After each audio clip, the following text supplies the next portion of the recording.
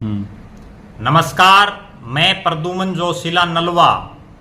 आज के इस वीडियो में बात करेंगे एक ऐसे नेताजी की जो सरकार में विधायक हैं और एक बड़े पद पर बैठे हुए हैं, लेकिन हल्के की जनता के काम करने के समय, वो हल्के में विकास करवाने के समय एक ही बात कहते हैं कि मेरी चलती नहीं है, मेरे हाथ में नहीं है ये काम।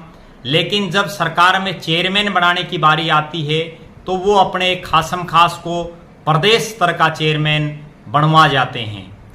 अब ये विरोधाभास कहें या उन विधायक जी की राजनीतिक चपलता कहें, राजनीतिक कुटिलता कहें, या हल्के की जनता के प्रति उनका जो है एक बेरुखापन कह सकते हैं कि जब हल्के के लोगों के रोड, बिजली, पानी, सड़कें, रोजगार की बात होती है तो विधायक जी पल्ला झाड़ लेते हैं। उन विधायक जी के क्षेत्र में पिछले कई महीनों से मात्र एक छोटे से अस्पताल को बनवाने के लिए धरना भी चल रहा है, लेकिन विधायक जी के कानों पर जूं नहीं रेंग रही। वो धरना उनके आवास के बिल्कुल नज़दीक चल रहा है। इसके अलावा विधायक जी ऐसे हैं जो अपने गांव के, खुद के गांव के आसपास के जो दूसरे रोड हैं, सड़कें हैं छोटी छोटी, उनको भी नहीं बनवा पा रहे। जी हां, हम बात कर रहे हैं नलवा विधानसभा क्षेत्र के विधायक, वर्तमान में विधानसभा के डिप्टी स्पीकर, पूर्व में राज्यसभा के सांसद रह चुके और लगातार 2 बार से नलवा की जनता के जो नुमाइंदे हैं, विधायक हैं। उससे पहले भी वो लगातार पिछले 20-25 साल से हल्के और पहले जिला परिषद के लोगों के वोट लेते रहे, उसके बाद विधानसभा में लोगों के वोट लेते रहे। पिछले लगभग 25 साल से जिनको हल्के की जनता लगातार वोट देती रही है, लेकिन विकास के नाम पर वो महोदय हल्के में कुछ नहीं करवा पाए हैं। अगर हम बात करें नलवा विधानसभा क्षेत्र की, सबसे पहले जो मूलभूत सुविधाएं होती हैं, सड़क, हिसार से तोशाम रोड को जो सड़क जाती है, जिसमें नलवा जो विधानसभा क्षेत्र का मुख्यालय है, नलवा, बालावास, गुंजार, भोजराज और दाईमा, ये गांव उस रोड पर पड़ते हैं। और इसके अलावा बूरे, बाड्या, जाटान, भर्री, दुबेठा, शाड़वा, मंगाड़ी, डाया, इस तरह से ये तमाम गांव भी उस रोड से लिंक्ड हैं। लेकिन उस रोड की दुर्दशा ऐसी है कि वहाँ रोड नाम की चीज़ ही नहीं है। इतने बड़े बड़े कई फीट गड्ढे हैं, हर रोज़ वहाँ जो है लोग को चोट लगती है, साधनों को, व्हीकलों को जो है क्षतिग्रस्त होते हैं। उसके बावजूद विधायक जी के कानों तक जूं नहीं रेंग पाती। इनके अलावा अगर दूसरे रोडों की बात करें, चाहे वो हिसार से बगड़ा का रोड है, जिस पर नलवा विधानसभा क्षेत्र के गांव नोड़ी, मातरश्याम, मींगनी खेड़ा आते हैं। इसके अलावा जो सराउंडिंग एरिया के गांव हैं, चाहे वो लुदास हो, शाहपुर हो, किरतान हो, वो तमाम क्षेत्र जो है उस रोड से जुड़ा हुआ है। लेकिन उस रोड की भी अगर आप हालात देखें तो आपकी आंखों में आंसू आ जाएंगे।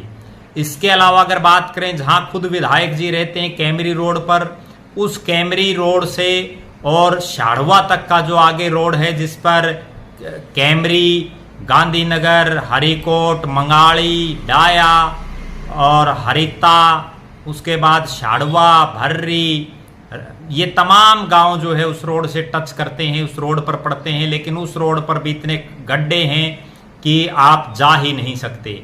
इसके अलावा अगर बात करें खुद विधायक जी का जो गांव है गंगवा, उस गंगवा से उनकी जो ससुराल है आर्यनगर, वहाँ के रोड की बात कर लें।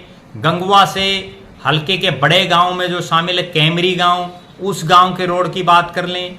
इसके अलावा चाहे वो गोरछी, गावड़, सरसाना, भिवानी रोइला, धीरणवास, वो जो तमाम रोड हैं उनकी बात कर लें। हल्के के जो तमाम 54 जो पंचायतें हैं, 50 गांव हैं, उनके रोडों की बात करें तो कहीं भी आपको जो है प्रॉपर तरीके के रोड, सड़कें नहीं मिल पाएंगी।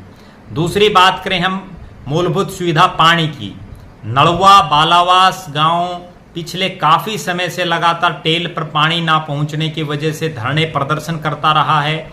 लगातार विधायक जी तक भी जाता रहा है, लेकिन विधायक जी सिर्फ एक ही बात कहते हैं कि उनके बस में नहीं है।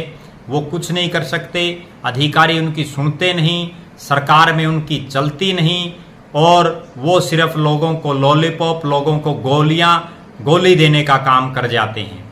अगर पानी की ही बात करें तो पिछले काफ़ी समय से जो बालसमंद का क्षेत्र है, बालसमंद बेशक आदमपुर विधानसभा क्षेत्र में है, लेकिन उसके साथ लगते जो गांव हैं, चाहे वो राड़वास हो, धीरणवास हो, किरतान हो, गोरछी, गावड़, बासड़ा, भिवानी, रोहिला, सरसाना, किरतान, वो तमाम जो गांव हैं, शीशवाड़ा, जिसमें जो है पानी की बूंद तक लोगों को नसीब नहीं हो पाती, वो तमाम लोग भी काफ़ी परेशान हैं। इसके बाद अगर हम बात करें रोजगार की, नलवा विधानसभा क्षेत्र जिसमें शहर भी आता है, शहर के लगभग 4 वार्ड इस क्षेत्र में आते हैं, और काफ़ी बड़ा जो ग्रामीण क्षेत्र उसमें रोजगार के नाम पर कुछ नहीं करवाया विधायक जी ने। कोई फैक्ट्री, कोई इंडस्ट्री, कोई सरकारी कल कारखाना कुछ नहीं लग पाया। तो रोजगार के नाम पर बिल्कुल 0/0 उनका कार्यकाल, पिछले आज तक का उनका चुनावी जो कार्यकाल है वो रहा है। चाहे वो जिला पार्षद रहे, चाहे वो राज्यसभा के सांसद रहे, चाहे वो लगातार 2 टर्म से विधायक रहे, वर्तमान में वो डिप्टी स्पीकर हैं, लेकिन विकास के नाम पर वो कुछ नहीं कर पाए। उसके बाद अगर हम बात करें लोगों की जो अन्य मूलभूत सुविधाएं हैं जो एक विधायक को अपने क्षेत्र की जनता के लिए करनी चाहिए, लेकिन वो कुछ नहीं कर पाए। इसके अलावा उन्हीं के आवास के और उनके गांव के बीच में एक क्षेत्र पड़ता है आज़ाद नगर, जिसमें लगभग 80,000 लोगों की आबादी है। बहुत बड़ा क्षेत्र है जिसको मिनी भारत भी कहा जाता है। 2 वार्ड हैं इसमें नगर निगम के, और उस क्षेत्र में पिछले कई महीनों से वहाँ के जो क्षेत्रवासी हैं वो एकमात्र UHC जो एक छोटा अस्पताल होता है उसको बनवाने की मांग को लेकर धरने पर बैठे हैं। विधायक जी हर रोज सायरन बजाते हुए वहाँ से अक्सर निकलते रहते हैं, लेकिन वो उस समस्या के समाधान की तरफ थोड़ा सा प्रयास भी नहीं कर रहे हैं। इसके अलावा भी हल्के में चाहे वो स्कूल की बात हो, शिक्षा की बात हो, IIT, IIMT, कोई मेडिकल कॉलेज, ये सब तो बड़ी दूर की बातें हैं। कोई स्कूल भी वो नहीं बनवा पाए हैं। गांव की गलियां, गांव के चौक चौराहे सब टूटे पड़े हैं हल्के में। एक तरह से लावारिस हल्का हम इसको विधायक जी की दृष्टि से कह सकते हैं। हालांकि इससे पहले भी जिन लोगों ने इस क्षेत्र का नेतृत्व किया, इस क्षेत्र से चुने गए, उन्होंने भी इसमें विकास के तौर पर कोई बहुत लंबा चौड़ा कुछ नहीं किया। यहाँ रोजगार का कोई अवसर प्रदान नहीं किया, क्योंकि नलवा विधानसभा क्षेत्र का एक बहुत बड़ा हिस्सा रेतीली जमीन का है, जहाँ बड़े बड़े टिब्बे हैं, लोगों को पानी वहाँ नहीं मिल पाता, लोग सिर्फ खेती पर यहाँ आधारित हैं, लेकिन वो खेती भी बारिश पर आधारित है। और पिछले कुछ वर्षों से कभी अकाल पड़ जाता है, कभी ज़्यादा बारिश हो जाती है, जिससे कभी पाला पड़ जाता है, तो किसान बड़े परेशान हैं। इसके अलावा भी अगर हम बात करें मुआवजे का, इस विधानसभा क्षेत्र में एक बहुत बड़ा मामला है। किसानों को मुआवजा नहीं मिल पाता, और उस मुआवजे के लिए बड़े बड़े आंदोलन हुए। डिप्टी स्पीकर खुद उसमें रणबीर गंगवा आश्वासन दे करके आए, लेकिन समाधान की तरफ कोई रास्ता नहीं बढ़ पाया। लोगों को अपना जो हक है उसके लिए भी रोड पर बैठ करके संघर्ष करना पड़ता है। इन तमाम विकास के कार्यों के लिए जब हल्के के लोग, माननीय जो विधायक हैं जिनको वोट दे रखे हैं रणबीर गंगवा जी, उनके पास जाते हैं तो वो एक टका सा जवाब देते हैं कि ये उनके बस की बात नहीं है। लेकिन इसके इतर और एक विरोधाभास की जो चीज़ अभी 3-4 रोज पहले जो निकल के आई है, वो ये है कि प्रदेश में एक माटी कला बोर्ड है जो विशेषकर प्रजापति समाज कह लीजिए, कुम्हार समाज कह लीजिए, उसके उत्थान के लिए बनाया गया है। खुद रणबीर गंगवा प्रजापति समाज, कुम्हार समाज से आते हैं, और जो आदमी ये कहता है कि उसकी सरकार में नहीं चलती, वो अपने एक खासम खास को, जो है तो बरवाड़ा विधानसभा क्षेत्र का, लेकिन वो रणबीर गंगवा के साथ रहते हैं लगातार। हालांकि पहले वो किसी समय कांग्रेस के जो नेता थे रामनिवास घोड़ेला, उनके काफ़ी नज़दीकी थे, लेकिन अब वो जब से रणबीर गंगवा सरकार में आए हैं तब से वो रणबीर गंगवा के साथ हैं, जब से वो डिप्टी स्पीकर बने हैं।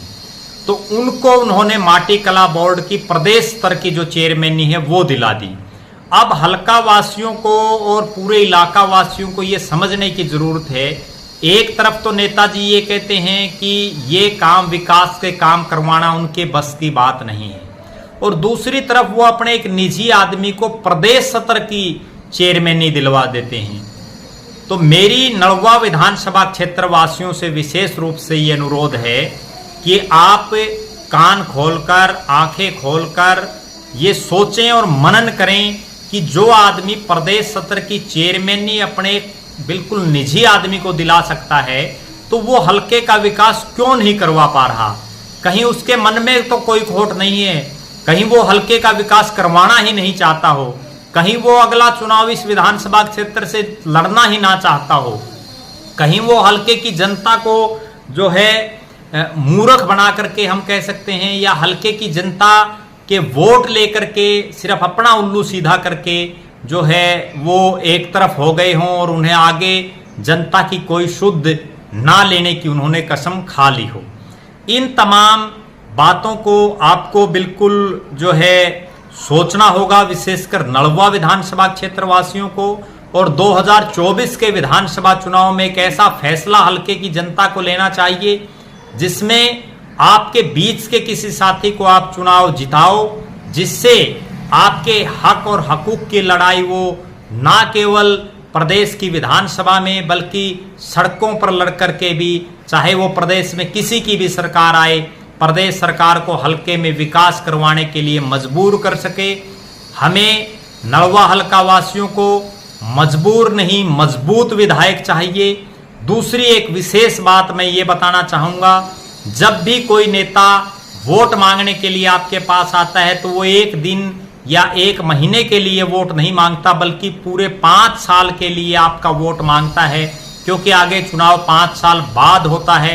आप ईवीएम पर जब एक बार एक बटन दबा देते हैं तो 5 साल के लिए किसी नेता का भाग्य आप लिख देते हैं। ये अलग बात है कि वो नेता हारे या जीते, लेकिन उसका कर्तव्य ये है, धर्म ये बनता है कि वो 5 साल तक हल्के के लोगों के बीच में रहे। लेकिन नलवा विधानसभा क्षेत्र का ये दुर्भाग्य है कि यहाँ से जिन 3 लोगों ने जो टॉप पर रहे, पहले, दूसरे और तीसरे नंबर पर, जिन्होंने हल्के के तमाम लगभग वोट हासिल करने का काम किया, वो लोग पहले, दूसरे और तीसरे नंबर पर आने वाले नेता आज सत्ता में हैं। उसके बावजूद, आज सरकार में होने के बावजूद, नलवा हल्के में विकास के नाम पर, रोजगार के नाम पर, गली सड़कों के नाम पर, पानी के नाम पर कुछ नहीं करवा पाए हैं। नलवा हल्के की जनता को आगामी विधानसभा क्षेत्र में ऐसे नेताओं को सबक सिखाने की जरूरत है।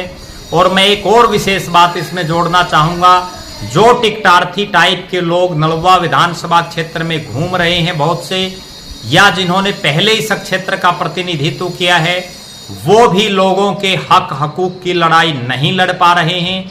लोगों के अगर विपक्ष मजबूत हो हल्के में, अगर वो बेशक काम ना करवा पाए लेकिन कम से कम आवाज तो उठा पाए, लेकिन वो चुनाव लड़ने की तैयारी करने वाले कुछ तथाकथित टिकटार्थी टाइप के लोग सिर्फ अपनी पार्टी की टिकट के लिए, अपने नेताओं की जी हजूरी के लिए, अपने आला नेता जो उनकी पार्टी के हैं उनकी चमचागिरी करने के अलावा कुछ नहीं कर रहे।